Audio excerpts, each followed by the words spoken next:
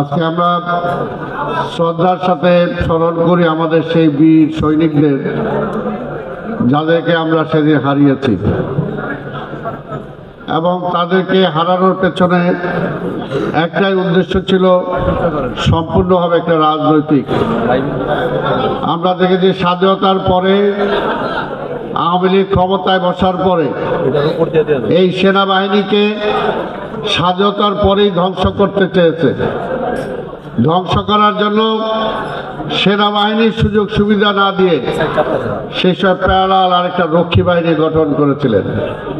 অর্থাৎ মুক্তিযুদ্ধের মধ্য দিয়ে যে সেনাবাহিনী গড়ে উঠেছে, কাদের শত্রু হতে পারে? যারা এই দেশের জন্য রাজনীতি করে তাদের শত্রু না।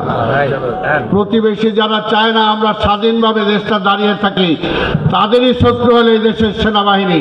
তাই প্রথম থেকে এই সেনাবাহিনীকে ধ্বংস করার জন্য চক্রান্ত তারা করেছে। তারই ফলশ্রুতি ছিল রক্ষী বাহিনী, তারই ফলশ্রুতিতে আজকে বিডিআরের এই হত্যা। এটা কোনোভাবে ভুলার জন্য নয়। তাই আজকে বলবো, বক্তব্যের কিছু নাই।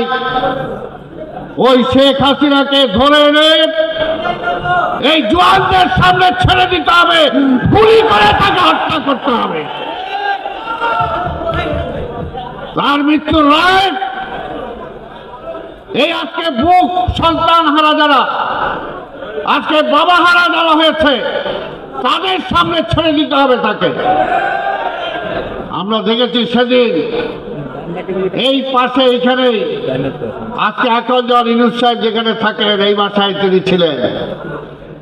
সেই বিডিআরদেরকে নিয়ে এসে এই সেরাটন থেকে খাওয়া নিয়ে তিনি সেখানে খেয়েছেন, আর সেদিন দিয়ে আমাদের বীর সেনাদেরকে হত্যা করা হচ্ছে। এটাই ছিল সেদিনের শেখ হাসিনা উৎসব। তাই যে মহিলা এইরকম জঘন্য কাজ করতে পারে এবং যারা তাকে সহযোগিতা করতে পারে, তার কি কোনো মাফ হতে পারে? কোনো মাফ হতে পারে না। তাই ভাইরা আমার, আজকের এই দিনে আসুন আমরা যারা বিএনপি করি, এই দেশটাকে রক্ষা করার জন্য বারবার এই বিএনপির জন্ম হয়েছে, আমরা লড়াই করেছি। সেই সময় আওয়ামী লীগ ষড়যন্ত্র করেছে, আর আমাদের নাসিরউদ্দিন পিন্টুর নামে সেই সময় মামলা দিয়েছে, সে নাকি বিডিআরদেরকে নৌকা দিয়ে পার করছে এবং তাকে জেলখানায় হত্যা করা হয়েছে। এই বিএনপিকে হত্যা করার জন্য আমাদের নেত্রীকে হত্যা করার চেষ্টা করেছে, আমাদের নেতা তারেক রহমানকে হত্যা করার চেষ্টা করেছে। একটাই কারণ, যদি কি বিএনপিকে ধ্বংস করা যায়, জিয়া পরিবারকে ধ্বংস করা যায়, তাহলে বাংলাদেশের স্বাধীনতা সার্বভৌমত্ব অক্ষুণ্ণ থাকবে না।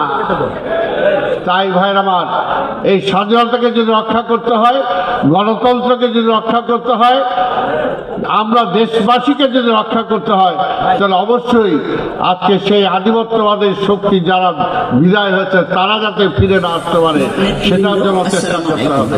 আরেকটি কথা মহাসচিব জোরালোভাবে বলেছেন, আমি আজকে সেটার উপরে আরো জোর দেওয়ার জন্য বলবো। যারা এই মুহূর্তে রাষ্ট্রের ক্ষমতায় বসে আছেন, তাদেরকে ক্ষমতায় বসানো হয়েছে ভবিষ্যতে মন্ত্রী এমপি হওয়ার জন্য, নিজের সাইজ বাড়ানোর জন্য না। তাদেরকে ক্ষমতায় বসানো হয়েছে 15 বছর যাবৎ এই দেশের মানুষ ভোট দিতে পারে নাই। একটা নিরপেক্ষ গ্রহণযোগ্য নির্বাচনের ব্যবস্থা করে নির্বাচিত সরকারের কাছে ক্ষমতা অর্পণ করে তারা বিদায় নেবেন, এর জন্যই তাদেরকে বসানো হয়েছে। কিন্তু আজকে আমরা দেখতে পাচ্ছি, কেউ মন্ত্রিসভায় থাকবে, আবার কেউ যায় দল গঠন করবে। ভবিষ্যতে এই ষড়যন্ত্রের পাঠ হইতে দেওয়া যাবে না। ইউনূস সাহেবকে পরিষ্কার সিদ্ধান্ত নিতে হবে, তিনি কি নিরপেক্ষ থাকবেন না কোনো দলের প্রতিনিধি হিসাবে সেখানে থাকবেন। তাই পরিষ্কার কথা, নিরপেক্ষ হওয়া ছাড়া কোনো বিকল্প নাই। অনেক রক্ত আজকে শুধু বিডিআর না, দীর্ঘ 17 বছর ধরে আমাদের অনেক শহীদের রক্তে আজকে আমরা এখানে এসেছি। তাই ভাইরা আমার, সেই রক্তের এই যে আজকে কান্না শুনলে সবে বুকে হাহাকার লাগে। আমাদের অনেক কান্না আছে, অনেককে আমরা হারিয়েছি।